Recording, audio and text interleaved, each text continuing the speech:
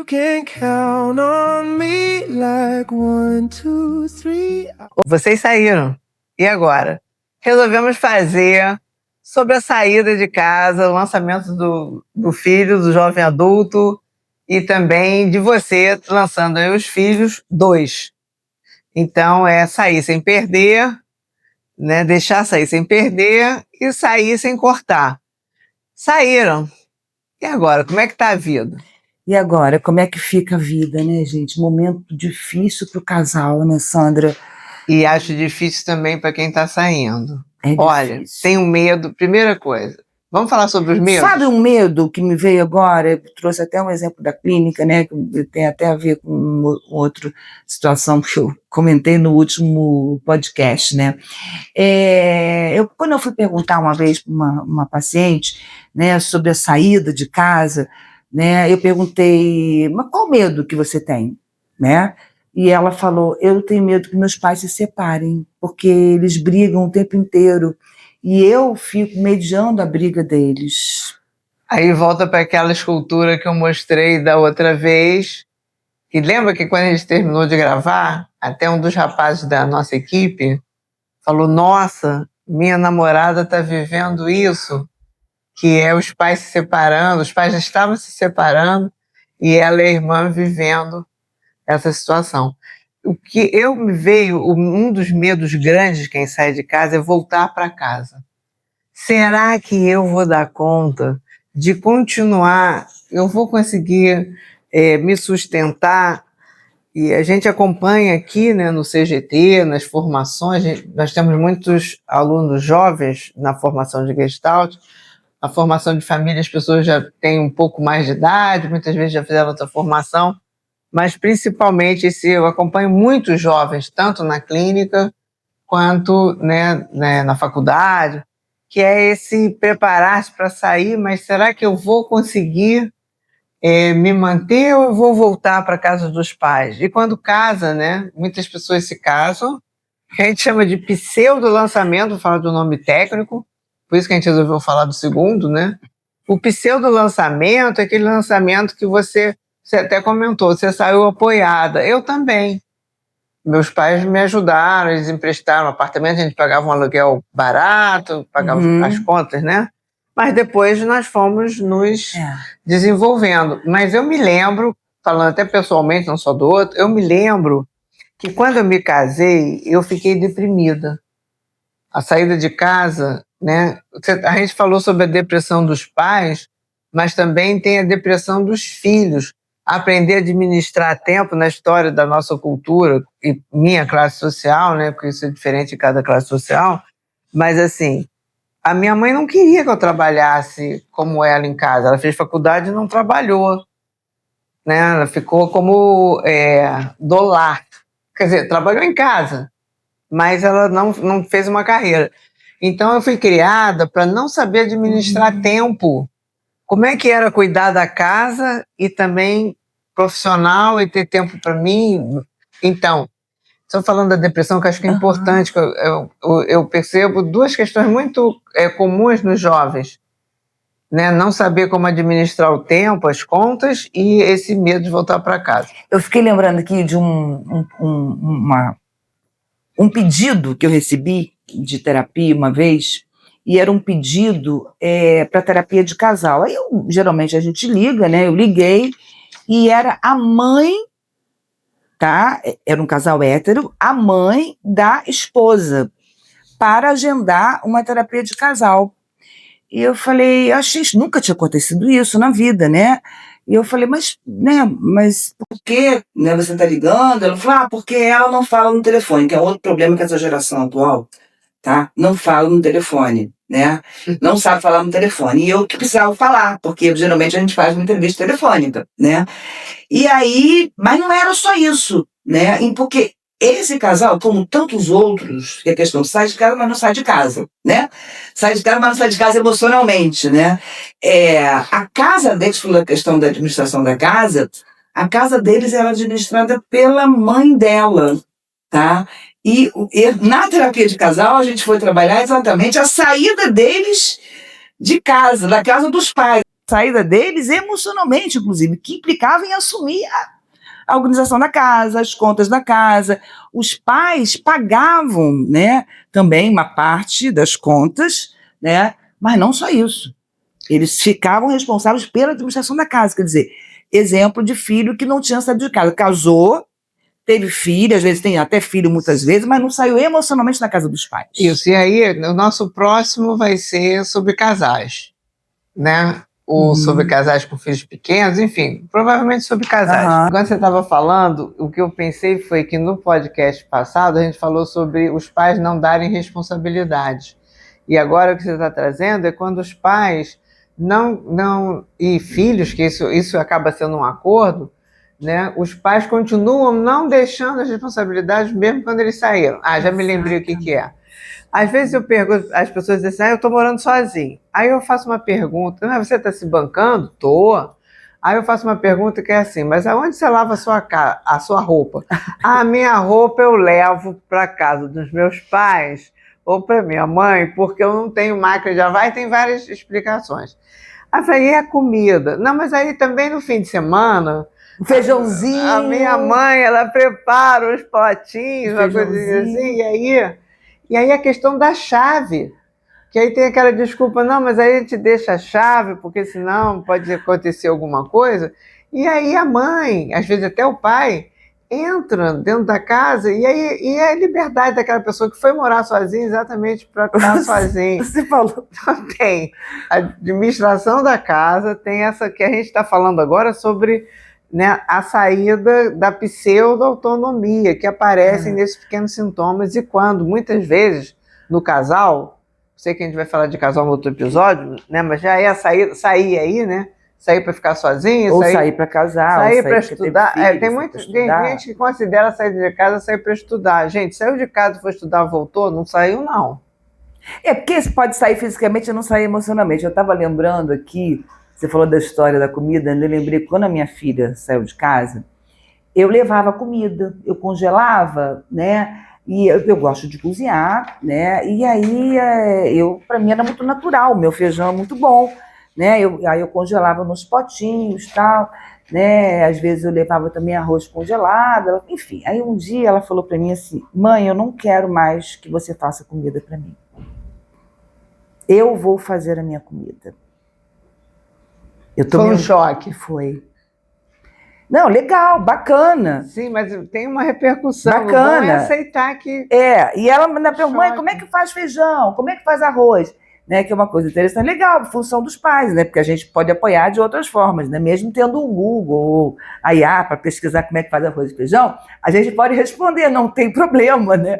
Que a coisa, como é que a gente prepara? Antigamente as pessoas faziam um curso para casar, não tinha isso? Tinha. Preparar, dona de casa, hoje em dia não tem mais Olha isso. só, a minha mãe me ensinou ainda criança, não foi nem adolescente, mais ou menos uns 10, 12 anos, uns 12, adolescente já, né? Púbere.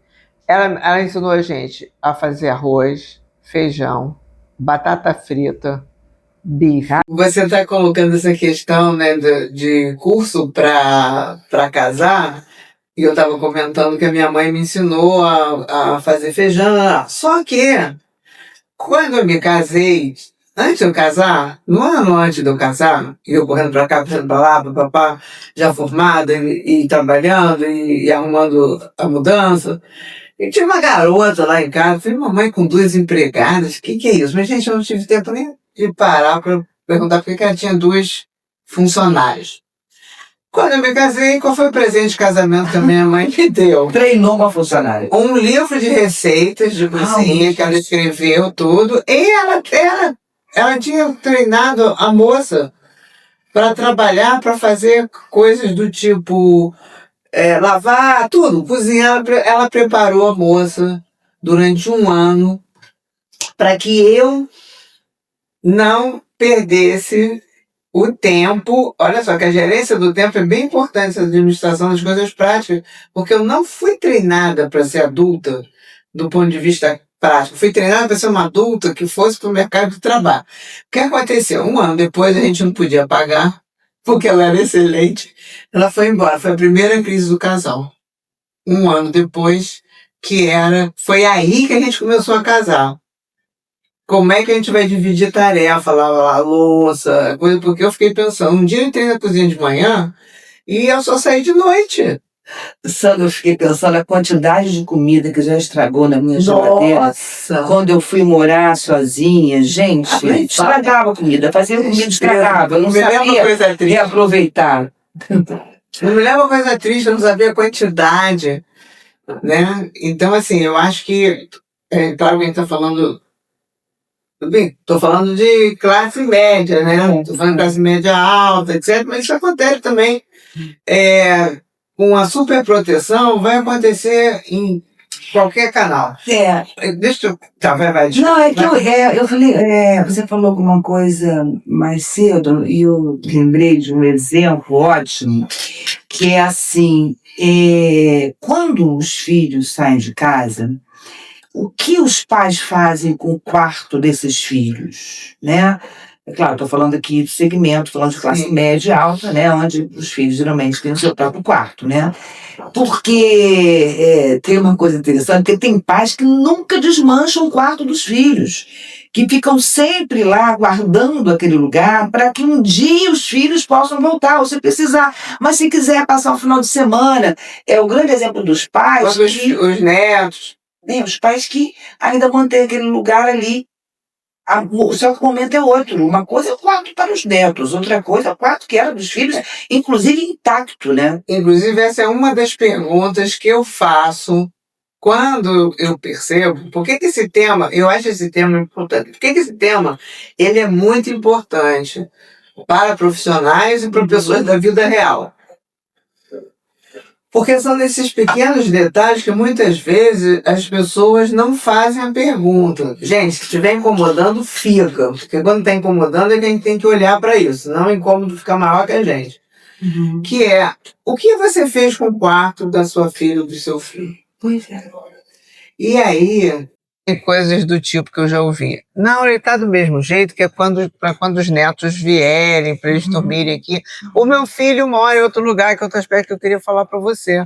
As pessoas estão indo morar, principalmente quem é do Rio de Janeiro, mas não só, as pessoas estão indo morar, quem é do Rio, o mercado de trabalho vai para São Paulo, vai para o interior, vai para outra cidade, vai para fora do Brasil. Então a gente tem, como nós somos um povo que vem de imigração, isso está na marca da história da família, também é fácil que as pessoas emigrem. Mas esse é um exemplo interessante, porque vai para estudar é uma saída temporária, não é uma saída definitiva, vamos dizer Mas assim. as pessoas estão saindo para morar. As pessoas estão saindo para morar fora do Brasil. Se está saindo para morar fora do Brasil, aí está saindo de casa. Morar dizer, fora, né? estou agora falando sobre Rio de Janeiro, ou até sobre Nordeste. Outra coisa importantíssima. A gente pode fazer um podcast só sobre isso.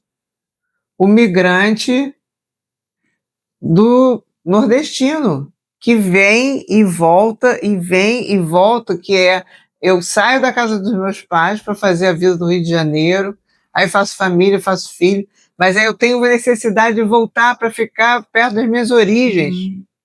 Tem muito sintoma de depressão. Isso é uma coisa que é pouco publicada e pouco falada, mas eu tenho estatisticamente comprovado, pela quantidade de pessoas que eu já atendi, já dei supervisão na universidade, pessoas que, por conta da imigração e da migração, deprimem. Tem até um livro do Pacelli chamado Migrante em Busca de Si Mesmo, que foi a tese dele de doutorado, se não me engano.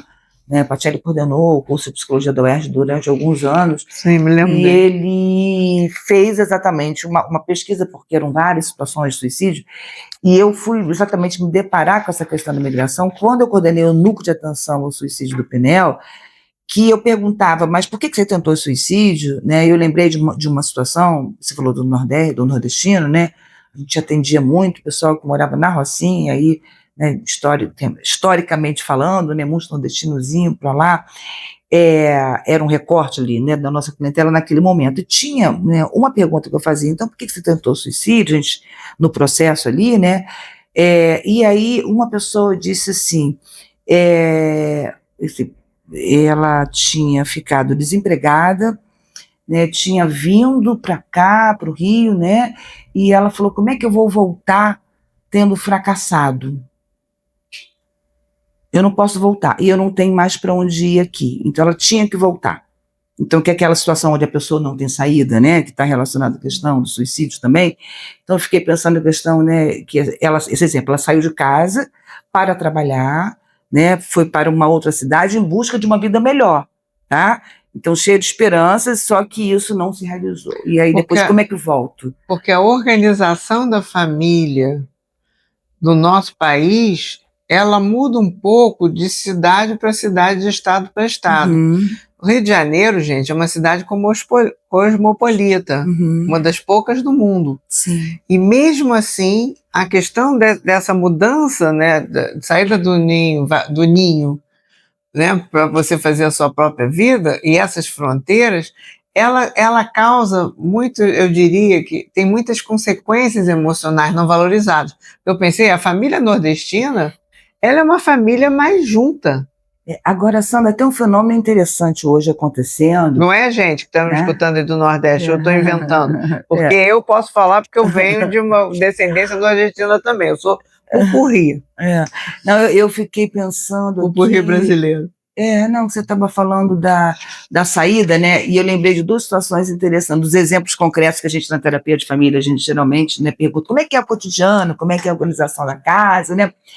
E eu lembrei de uma moça que eu atendi, na época ela tinha 18 anos, e ela tinha saído da casa dos pais para morar com uma amiga, né? E ela deprimiu, e ela falou para mim, uma das coisas que ela falou foi assim, eu cheguei lá e o meu quarto tinha virado o escritório do meu padrasto, né? A dor para ela, né, que assim, que é como se ela não tivesse mais lugar naquela casa, né? E aí, quer dizer, não tinha lugar concreto, vamos dizer, né, mas podia até dormir na sala em outro lugar, mas a dor que tinha a ver com uma sensação de perda, caramba, então eu não volto mais para aquele lugar. Meu lugar não está guardado. Então eu fiquei pensando na história de quando os pais guardam o quarto, mantém do mesmo jeito, e também como é que é para os filhos quando volta e o quarto não está lá mais, porque não foi avisado, não foi combinado, não foi conversado. Pena que a gente está terminando, porque eu sou o exemplo do caso que os pais não mudaram. Aquilo que você está contando? Tinha boneca minha, meus pais não tinham mudado nada do meu quarto. Eu fui almoçar um dia depois de casada lá. Fui almoçar. Quantos anos depois ainda estava o seu quarto lá? Espera. Pois é, um dia depois de casado, fui almoçar na casa dos meus pais. Foi uma coisa que depois eu fiz um hábito, que são os novos hábitos, né? E aí eu entrei, o quarto estava intacto. Eu falei, mamãe, tem que mudar aqui. Não, é por causa dos meninos que vêm.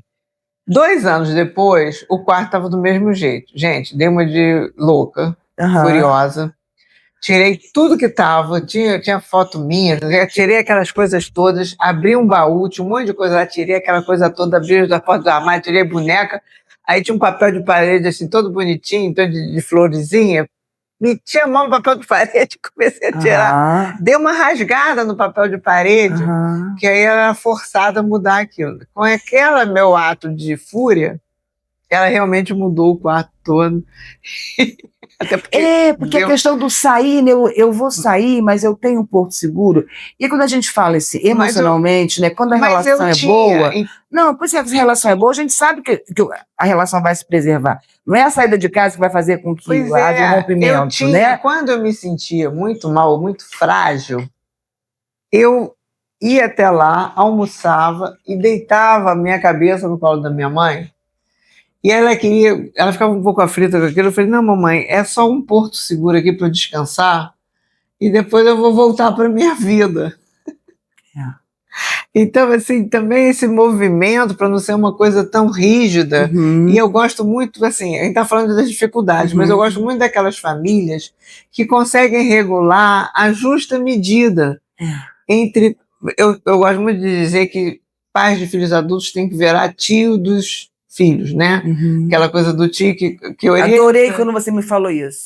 Que orienta tudo, mas não está ali no lugar de consciência. Então, tem famílias que administram muito bem essa saída, porque quem ajuda o filho a sair são os pais. Então, os pais estão ajudando a sair, os filhos estão ali vivendo o que tem que viver mesmo. Não é para ser fácil. Porque não é fácil administrar a própria vida, principalmente se você já não administrava antes, né? Viver é complexo. Viver é complexo. Então, Tem e tem desafios. pessoas dessa coisa assim, quais são os novos arranjos? Bom, gente, próximo episódio, provavelmente sobre casais, mas também pode ser sobre casais e o nascimento dos filhos. A gente vai decidir. Surprise. Toca o sininho. Compartilha com todo mundo que quer sair de casa, que saiu de casa, que está com o filho indo para ninho vazio. Vamos viralizar aí nosso podcast. E diz aí pra gente o que você achou, comenta, pode fazer sugestões também de temas que você deseja. Essa conversa, esse bate-papo, né, entre vocês aí tá muito bacana, né? A gente está gostando dessa conversa sobre o podcast. Então, gente, a gente meio que combinou que não ia fazer divulgação assim, do curso, mas eu acho que vale a pena. Então, você que é terapeuta, psicólogo, né, está se formando, até já tem uma formação como terapeuta individual, a gente está aí sempre lançando turmas, daqui a pouco mesmo a gente já está começando uma nova, de formação em terapia de casal e família e sistemas íntimos. Entra em contato com a gente, entra em contato com o CGT, a gente vai ter o maior prazer de estar conversando com vocês nos cursos. Tá bom, gente. Então, beijo, até a próxima. Tchau. Até a próxima, tchau. You can count on me like 1, 2, 3.